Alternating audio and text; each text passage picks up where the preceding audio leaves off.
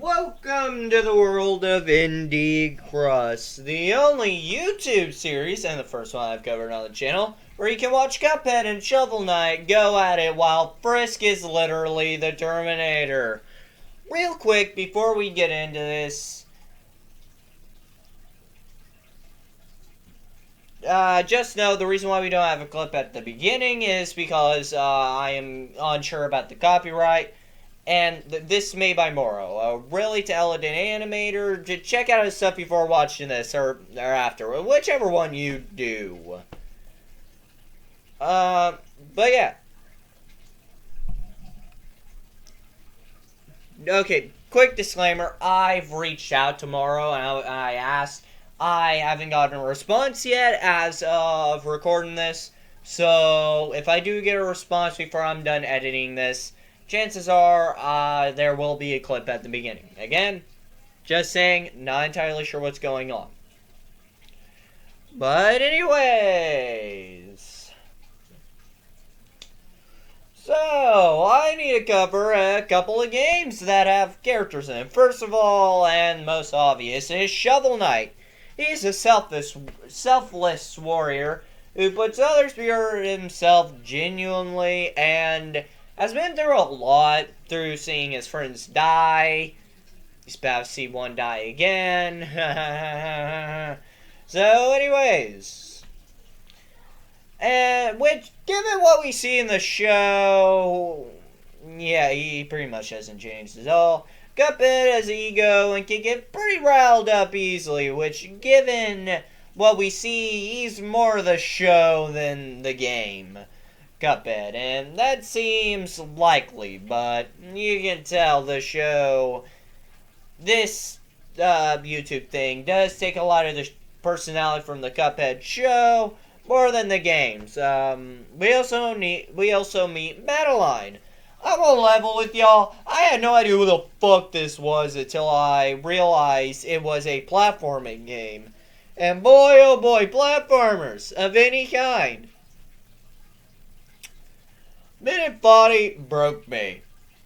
Ho ho. Oh yeah, Minute Body broke me, and I was sent into a temporary depression before realizing that it's the fucking point of the game. But yeah, outside of that, I've seen nothing on Madeline's game. Can't remember. I have no idea what it's called at this moment. But yeah. Where the fuck was my... Oh, yeah, there we are. But, you know, from what I've heard from fans of the game, she is pretty on point from what I've heard. And given how the other characters are portrayed, this seems very likely. So, on to Hollow Knight. From what we know, and I am, as somebody, I am just getting into the game here and there. I'm just starting to play it on my own here and there, but yeah. And he'll get his own video someday. But yeah, I don't know, he just seems on point, you know, the vibes are kind of right. More of the fandom version, but we don't really get a personality from him, or I haven't gotten that far enough to see a personality grow yet. But with that in mind, you know, I'm just starting. I am new to Hollow Knight, and I'm gonna let a friend of mine explain Frisk. He really wanted to start getting this channel, you know, more so than quality control. So, guys and gals, without further ado, take it away, Sanity Error, or just as simply as you want to be called, Sanity. Take it away, good friend. Okay, so it's me again, Sandy. Now as you know, the lore maker, has already told you, the man, the myth, the legend himself, right? He's already told you, but I'm gonna tell you also, because, you know, I'm just built different. Frisk. That's who we're talking about. The Terminator who does not use guns, but uses fucking sheer will, determination, and also just sheer ultra kill version of strength just to come out of nowhere and fuck up everybody's day. That's if they're on the genocide route, obviously, but they are, so. What I'm saying is, Churro is 99% involved, or like at least has some kind of involvement or is in control, right? Now, after the locket crushed and they lost their true knife, I think there might be definitely like Churro's losing a bit of control of Frisk, because they never killed Grimlock Freddy after the whole William Afton incident. You know, I'm just kind of dying here. Don't mind me. You know, we're just kind of, you know, just kind of spared him, which kind of just looked a little bit weird, you know, because Churro would never spare anybody. Let's be real here. They killed Papyrus. They offered to help. They even tried to help them, but just instantly killed him. Like, no. I'm sorry, but Churro would not spare anybody. So I think Churro has, like, some kind of influence on Frisk. They can influence choices or try to get Frisk to fucking absolutely rip and tear. You know, like an off-brand Doom guy who's small and just a child. Maybe this was Doom guy as a child, but I highly doubt it. Now, obviously, this is just jokes. But also, just bringing up really quick the fact that, oh, I don't fucking know. This kid had a door that weighs about a ton, right? To the head. So, from what I can understand in the What If series, it's more than likely Churro's in control. Until their locket got crushed and they lost the true knife. That's also another thing that kind of shows that Frisk is in control, because they did kind of, or at least they're in somewhat of control or gaining control back. You know, just some stuff happened there. But still, Churro's definitely there, just to say the very least. But they're probably at least in some decent amount of control. Anyways, that's Sandy. We're going back out and going to give it back to the man, the myth, and legend himself, Lore Maker. Okay, so where were we? Yeah, my friend. Okay, thank you. With that out of the way, I mean, we need to cover Andy Cross. What ifs first? I'll add it real quick. We are not entirely sure whether they are or aren't canon, or at least I'm not entirely sure. The big what ifs, you know, stuff like that, and you know, I'll talk about one because it has the most lore from what I've seen. It's the 3-part Sans versus Bendy. I'll cover the mass one because that's kind of how I watched the complete thing rather than the individual parts. Yeah, so yeah, it was one part for me, so yeah. So it starts with Sans walking through the portal, I think, to the ink machine in Chapter 5, and Bendy immediately starts fighting him, and Bendy gets the upper hand. Which kind of shocked me, but hey, I kind of get it. The fight would be over quickly if, you know, Sans was, you know, being him and all. So, after Sans goes nightmare mode, essentially, as it's called later on, a fully realized version of that character that has absolute maximum power they could ever achieve. Yeah, it's essentially godhood. They are now on a new world. They get transported, and Sans says something very particular. He says, "What took you so long?" Key piece of information for later. But yeah. So yeah, they get transported to what looks like a wasteland, and Bendy gets killed like a couple hundred times before going into nightmare mode. And then they went on a full-on fucking epic fight scene. I will say I didn't mention all of what Sans, you know, what took him long enough, you know, all that. But, you know, they fight and go to the fucking sun. That's some Superman type shit. You know, the surface alone of the sun is like 10,000 degrees Fahrenheit. If they went to the core, that'd be like 27 million degrees Fahrenheit. Which is absolutely fucking insane. But eventually Sans gets the upper hand and knocks Bendy away. To which Sans says, he shouldn't have done the dick measuring contest and should have just made him overheat to get to get, him to overheat. That's how you lose all your powers. The cracks form and then fall apart back into your normal selves. Which then he does the bendy in a relatively easy time. I will say, fucking watch it. It is really good, and honestly, I think you should watch it. As somebody who really enjoys a lot of these indie projects, there are a lot of these that I watch and wouldn't consider doing a video on. It's just, this one is particularly interesting. To be fair, I didn't think my first, YouTube series would be this. I thought it'd be Wilford Mother-Loving Wharfstash, or technically Red versus Blue, but more so it came out. A lot of videos came out before YouTube even existed, so.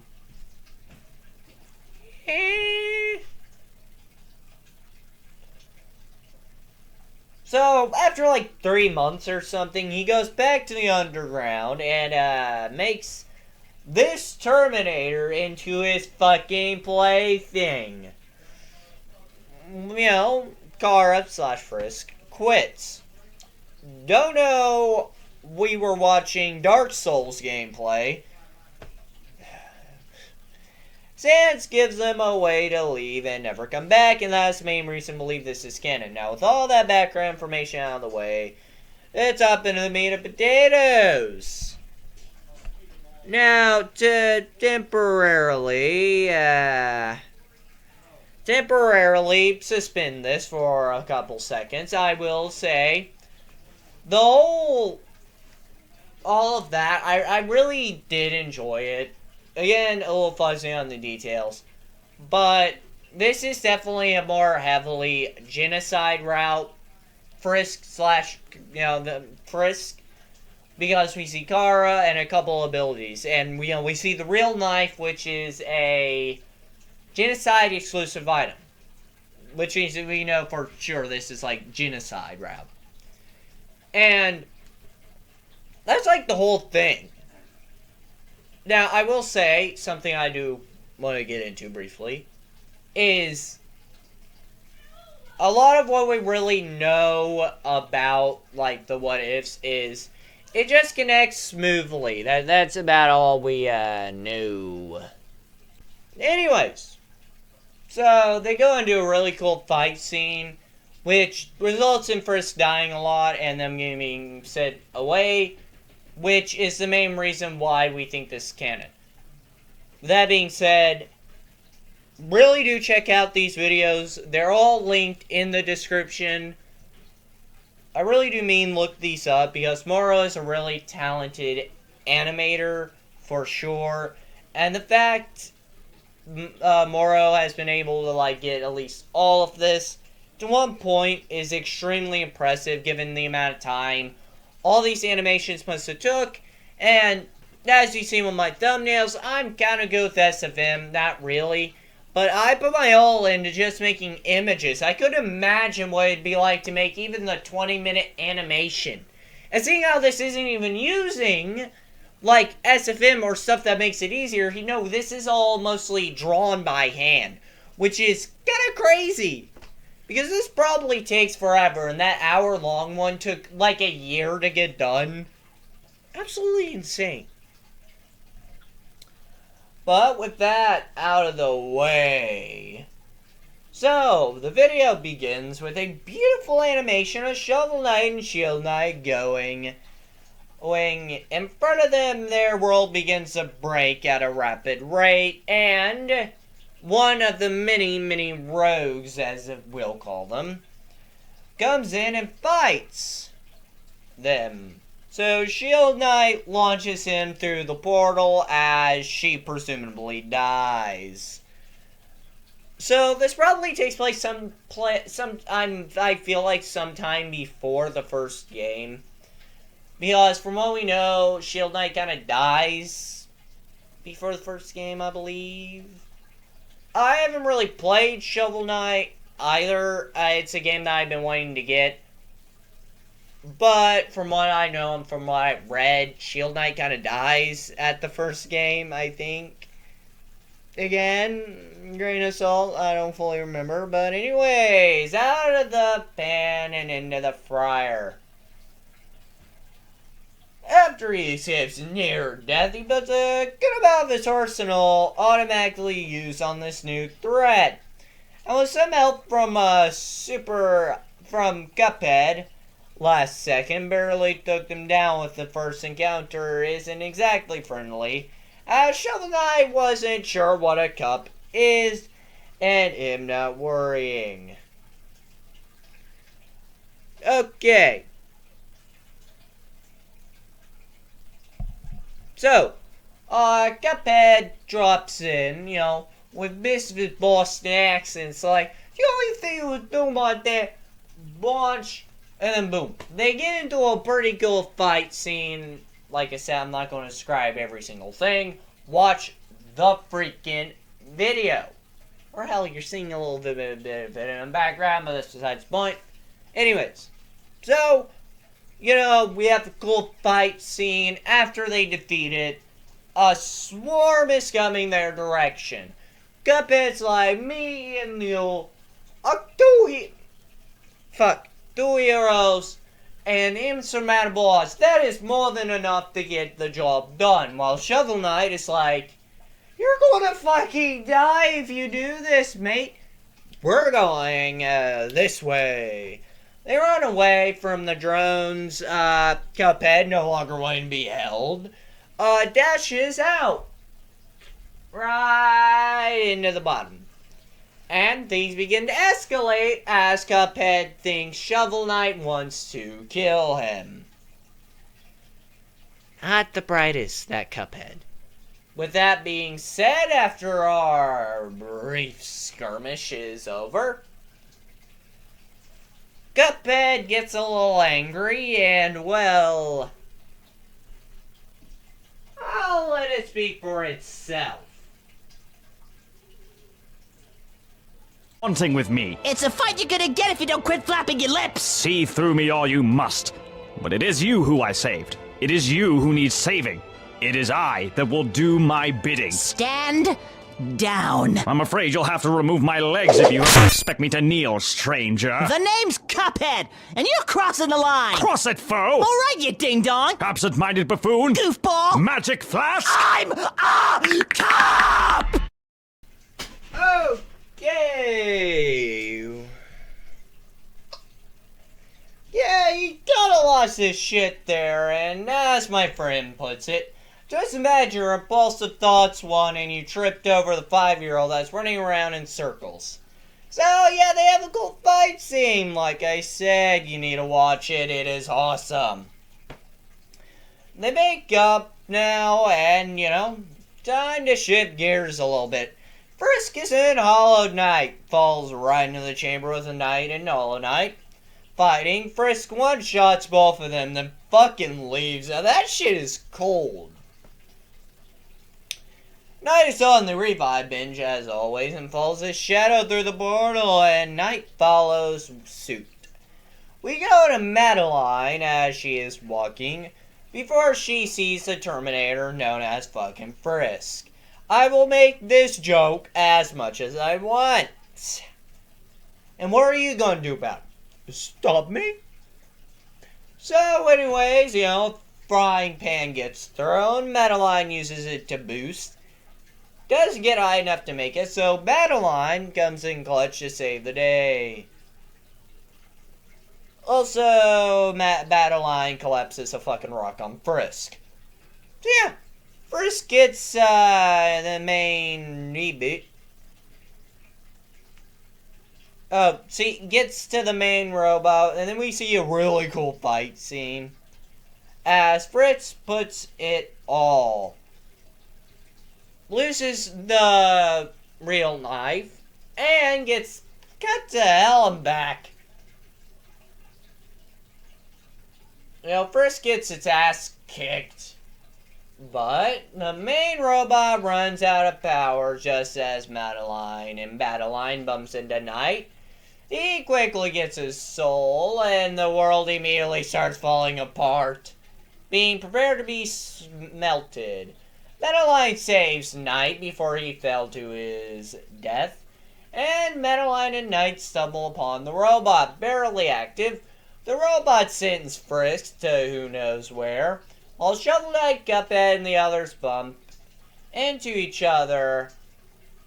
And boom, end of episode. And that's what it was like for like a year ago.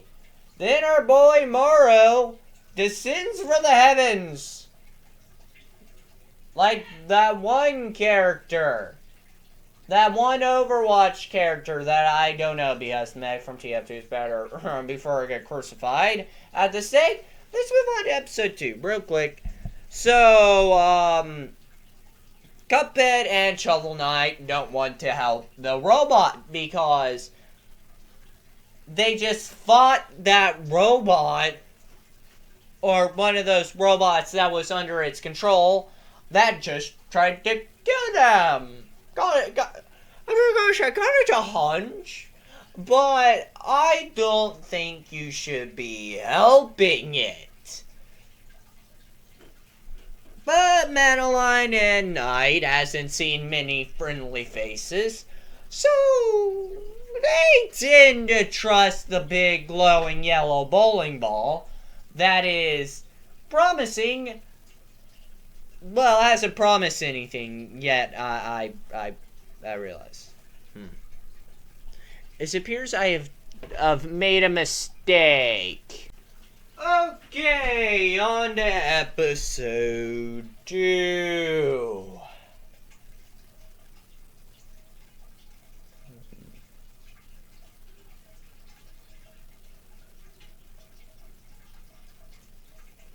Oh, fuck. Hold on. The script. Okay, so it begins with one shot. It begins with one shot from Nico from One Shot getting sent into a battle zone where Drifter had to save Nico. We then switch to Shovel Knight and the gang. Shovel Knight and Cuphead wants to kill the robot, while Knight and Madeline wants to hear the robot out.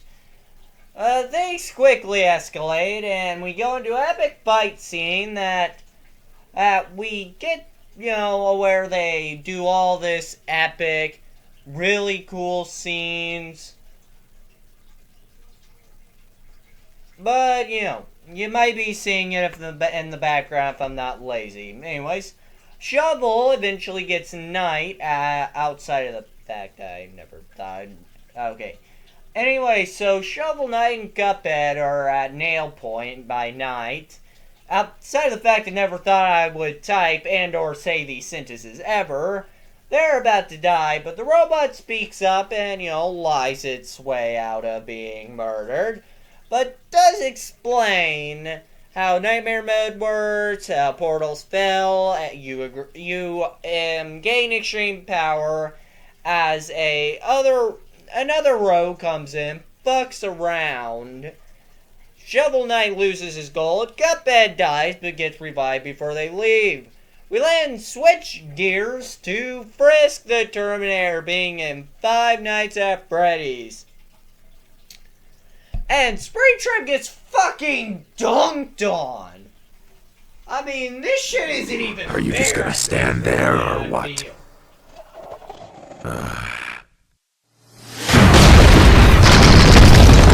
Look, no need to be hasty.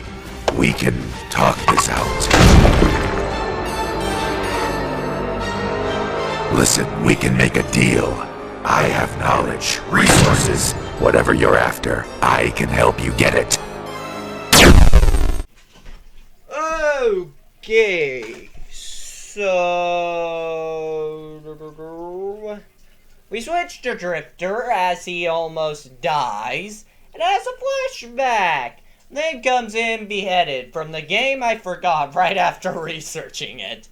Anyways, so they have some time to work together, to beat the game. They then, after barely getting to know each other, have to immediately fight the Game Master.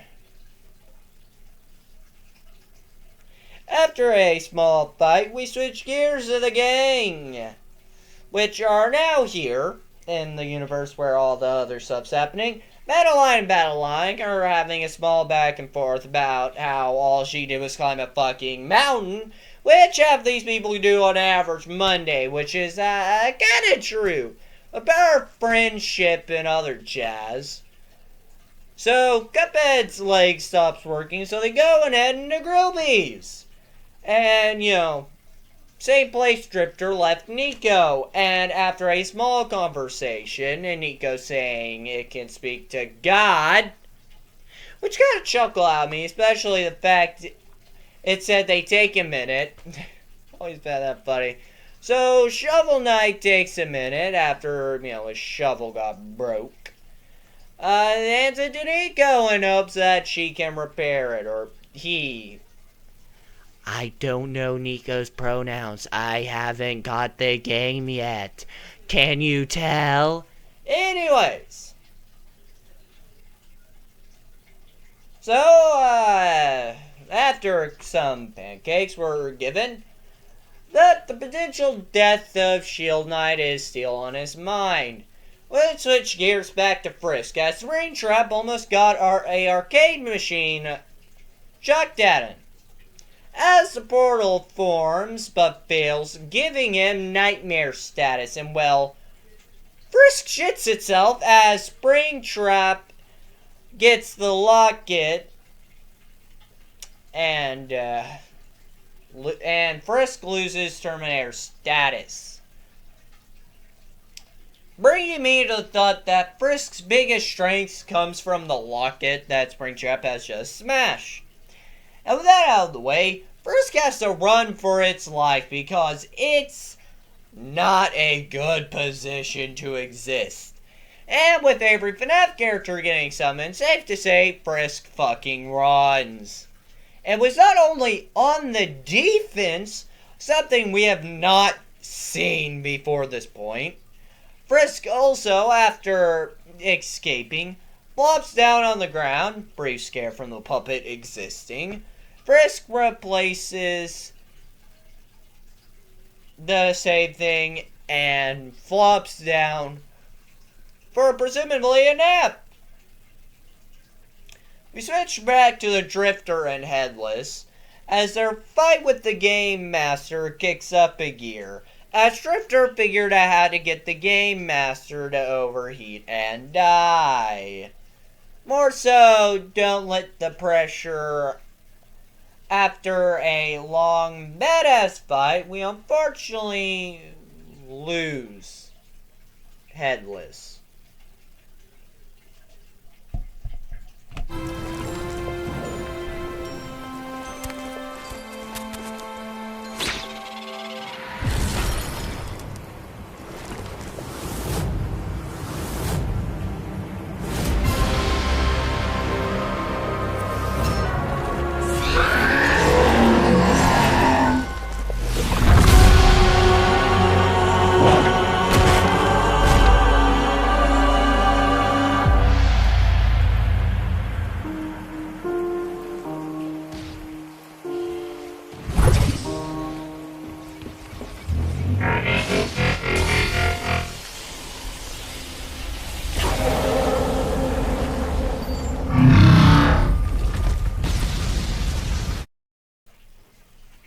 Okay, kicking into the nighttime fuel. So yeah, Drifter gets out of there. Probably the best choice. And there's a guy on the enemy side that can repair them. This info is kind of big, meaning they have the ability to just come back from the dead. But, we switch back to the golden robot, says its name Charlotte. Shovel Knight is concerned about Shield Knight's death. And Shovel Knight died.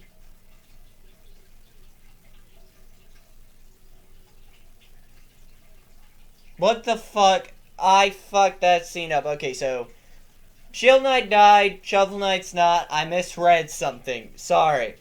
But his shovel gets repaired as a Nightmare Mode Game Master comes in and they fight hard. Shovel Knight uses even more of his arsenal, and Cuphead and the others are doing as much as they can. Fucking Knight gets, gets dealt dirty, but he will get its revenge. So after our main gang gets swiped out for a good moment, Drifter comes in with a good amount of damage before getting slapped. Slapped aside, Nico does its best as the rest of the game comes in and deliver the best combo move in fucking history. If I wasn't afraid of copyright, I would play it. But, anyways, outside of that, I want you guys to watch it. And I'm scared of copyright. Okay. Watch it anyways. So after Charlotte absorbs Game Master, after his ass got beaten, she opens portal Shovel Knight's dimension, which is destroyed and with a swarm of robots ready to kill him, proving Charlotte is still bad. But before that is able to happen, it gets interrupted as Knight gets turned to gold, as the rest of the team, as the rest get out just in time. Knight getting killed, made. Oh yeah. So Knight getting fucking killed made me so mad. But hey, I think he'll come back. Yeah, I doubt getting turned to solid gold will affect him much. But to our final switch, Frisk now a little better after a little. Frisk is now a little better after a little rest and bumps into Glamour Freddy, and seeing no other choice, jumps into him. After a few misadventures with Glamrock Freddy, he goes to charge as Frisk gets jumped by the whole fucking squad. Springtrap brings them into arena, which Puppet quickly helps Frisk, and with the amulet and the sword, single-handedly won against a nightmare-formed Springtrap.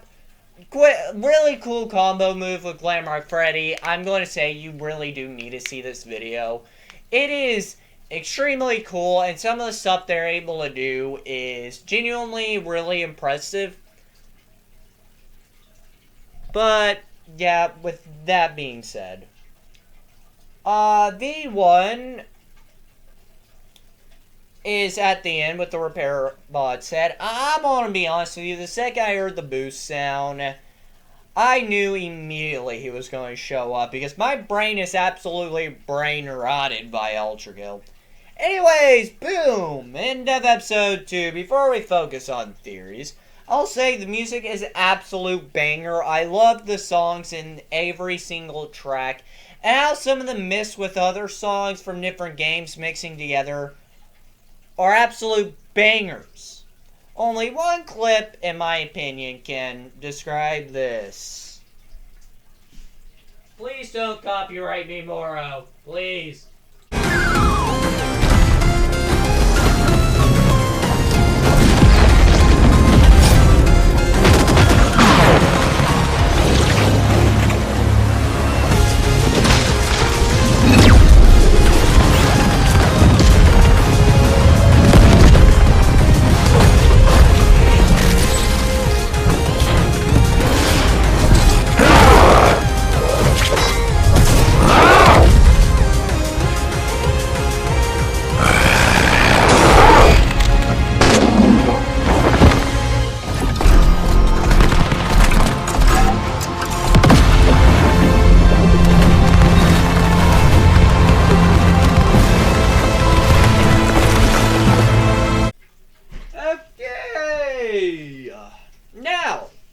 Watch the episode now.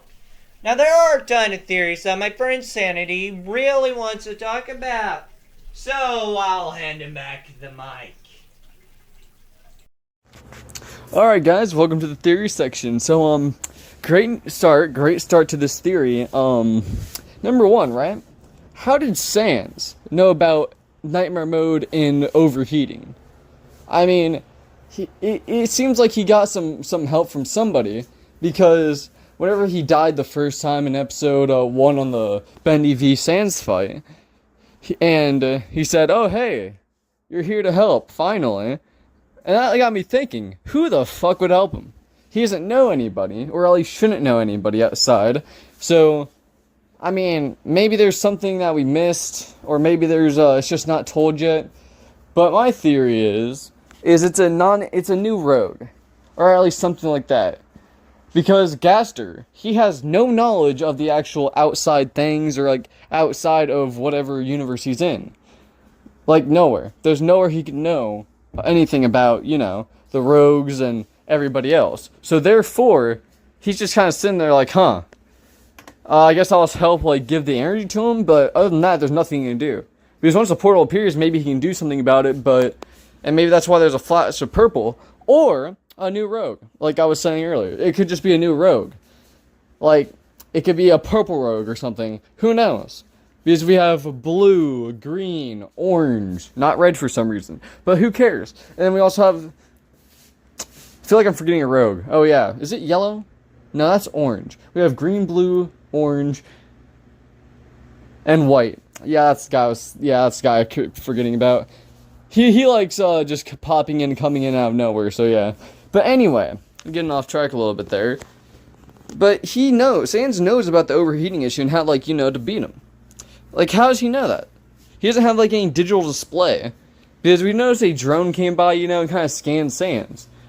I mean, that might have somehow given him some indication, but even then, that's still impossible. But, other than there's a new rogue in town, or there's just, maybe Gaster somehow did do something, which is very unlikely, this just doesn't seem like much is there, But he has to be getting help from the outside of his universe. Somebody's talking to him, someone's doing something, something fishy going on there. But anyways, we're gonna move on to the next theory, right? Theory number 2. Good old theory number 2. It's kind of just, if I remember, yeah, it's just kind of very basic, it's kind of very implied. Nothing really, too odd or specific about it. It's just very implied. You know what I'm saying? It should be pretty obvious. But whenever you go nightmare mode, the energy that you have is not infinite. Or at least if it's a normal character, at the very least, right? Because we notice whenever we go to the rogue's perspective, there's a infinite symbol down there, where it shows their energy bar. It's just infinite. Infinity. So we don't know where the hell they're pulling the energy out of their ass right there.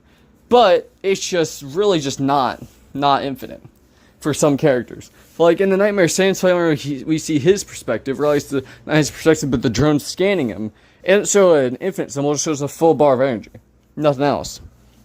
So, it seems like that this energy is a very efficient, almost like energy source, because it just does not burn very easily. You can't just run through it like a minigun. You can't just shoot that bitch out and just watch as it just goes and leaks everywhere. That's just not how it works. It just stays in, and as long as you don't overheat and it leaks out, you're fine. So maybe it's infinite in that extent, but still it seems like there's still a way to burn through it at least. Right? And for number 3, it's how the portals work. Because I've noticed there's some discrepancies between the portals. You got the little red ones, mini little red fuckers who kind of just do jack shit most of the time. And you got the ones that seem to be for basic little travel and stuff like that, Kind of just the ones that get made fun of the most, I would say, if their portals were sentient. And then you got Special Ed Jerry over here, who kind of just takes you into a portal, spits you out anywhere in the fucking multiverse, and you have no choice where you go. But as long as you go as a group, I think you'll stay together. That's really how that would have to work. Because everybody went to a portal together in, the final episode.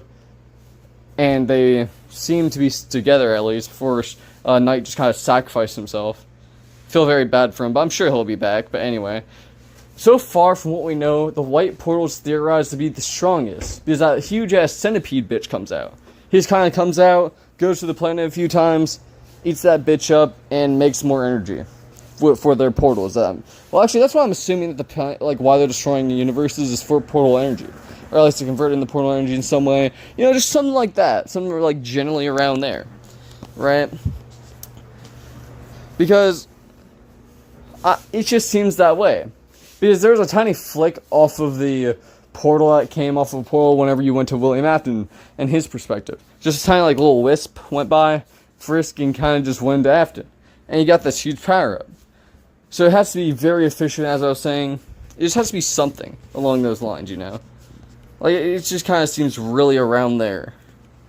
But anyways, that's kind of all there is for really Theory 2. There's the tiny little ones that are used for basic travel, Special Ed Jerry, and the white portals. I should actually really mention the white portals. The white portals are the ones that summon the huge-ass centipede creature thing, which takes all 4 of the rogues to actually summon. As in blue, green, orange, and white. He kind of just seems to be the main caller almost. You know? Just kind of like the main caller almost. And now we're on to Theory 4, right? Knight, he kind of just is, you know, chilling as like a little butter stick right there. You know, he's just chilling. He's just having a goofy little time, just chilling there, enjoying himself. He's just kind of chilling. That's really all there is to it. And he will probably come back because, you know, he's just in this weird, like, kind of golden, transparent rock. But he'll more than likely come back. Because there has to be some way, like, if he gets crushed, for example, because we know that World Eater bitch is coming, the huge-ass centipede. We just know he's coming. So once that centipede comes to town, he'll, you know, probably just get crushed up and revived, and his shadow will show him the way out. You know, just kind of walk back to the main group like nothing had ever happened. You know, that's just kind of how I'm pretty sure that's going to go. Because, you know, we just see him kind of just, hey, yeah, what's up? He just kind of appears behind Madeline and Madeline. I don't know how to say the names, but there's Madeline, which is the red spirit, and Madeline. I don't know how to tell the difference, but one's like Madeline and Madeline. Well, anyways, we're not going to continue going on about running our lips on the 2 different characters right there, but there is a difference. Now, Theory 5, right? This is going to get the good old Undertale fans to really get their balls touched by Gabriel himself, you know, because as soon as you mention V1 or anybody, they're like, oh my god, like the ADHD monkeys they are.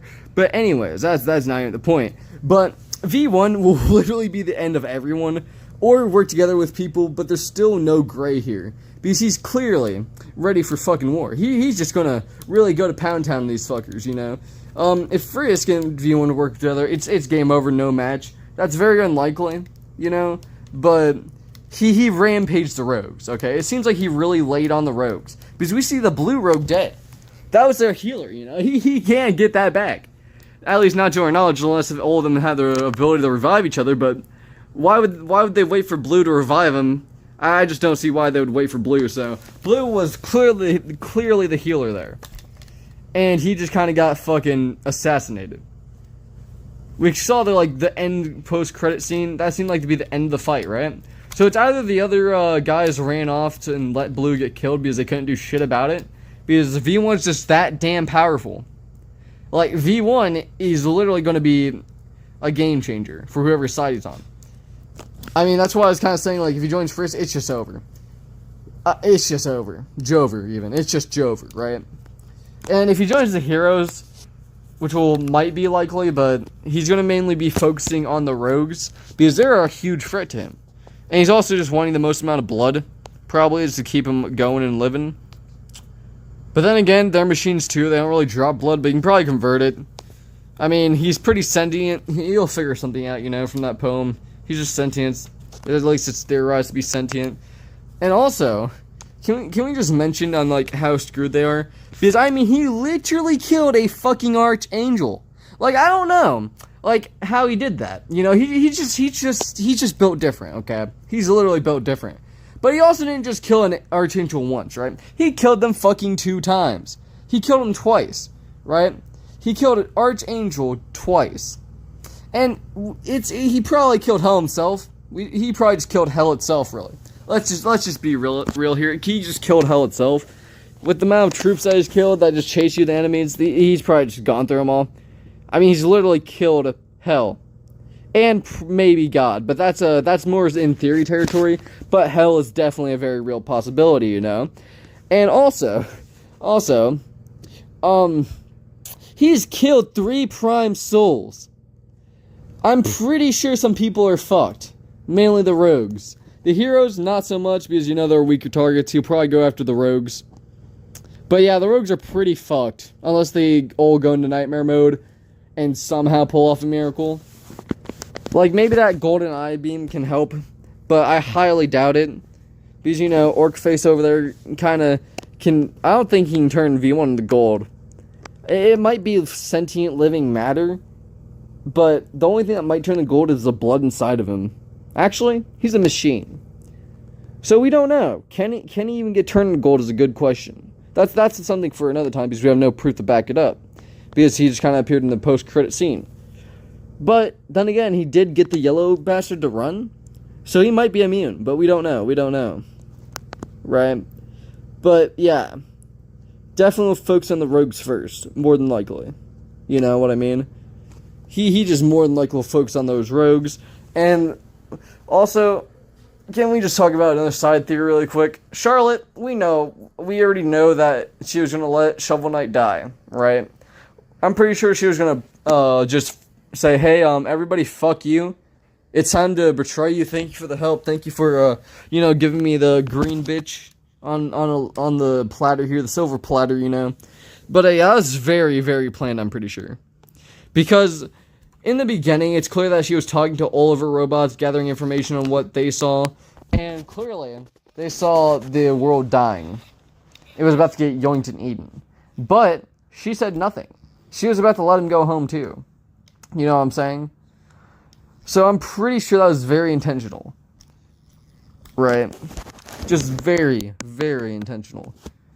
Which is kind of sad on their part, because, you know, they're like, hey, yeah, we can be friends. We're just chilling. Nothing bad could possibly happen to you, I promise. And knife in the back. Or at least it was very close. It was definitely a close call, per se. Also, don't mind me. I'm stalling for time because my phone's on 4%. So we're just going to quickly try to charge this up. If I can get the thing. There we go. Okay. Now moving on to the next theory, right? The next theory here is the rogues have a soul of some sort or some like leftover energy, right? Because Charlotte absorbed the dead husk or whatever it was. Maybe there's like a remnant of energy, but she just kind of took the physical traits of the green one after some energy came out of it. So there's either some leftover energy or a soul. So the rogues and the robots could be sentient. You know, that could be a thing. That's like kind of a very vague thing because there's not much proof to back it up, but there might be something there, you know, like some form of energy that was kind of just not... Maybe it was just some energy, like residue that was attached to the robot, but who knows? Because she got the full transformation almost. The green now, not golden. Who knows? It just really seems like, you know, that maybe Charlotte was originally a rogue, and they had an ability to absorb dead robots and shit. Who knows, though? Who knows? It could just be, I'm high. And then also, let's see. What else do we got on our mind here? Yeah. Knight. Let's just go back to Knight really quick because I'm pretty sure he's cracked as fuck in this. Like, he's more cracked than that shitty, school blacktop road that's always cracked, you know? We know he's more cracked because, his pick, his little nail, is not upgraded at all. His weapon's just not upgraded.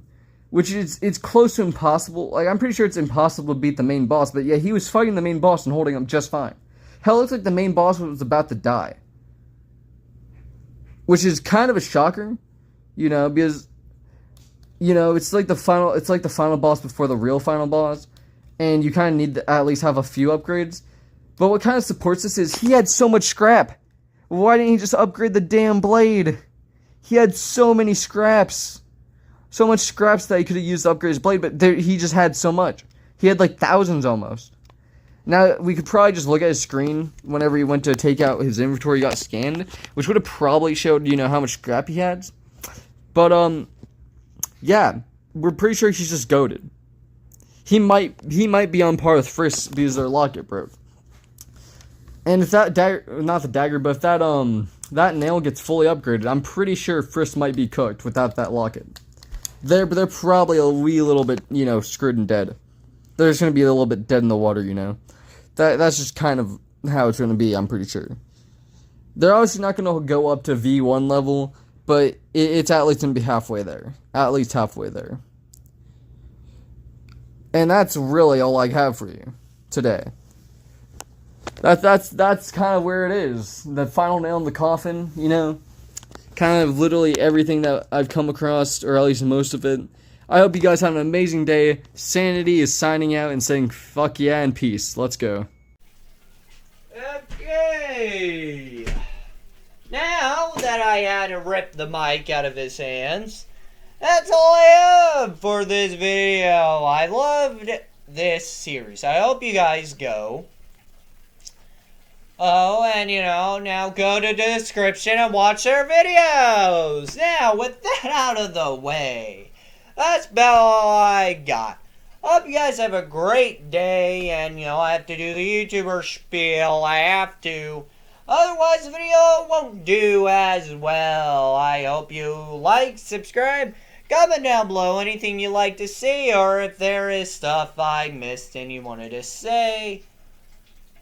Now, with that being said, that's my friend Sanity signing off, and that is Lore Maker signing off. Have a great day.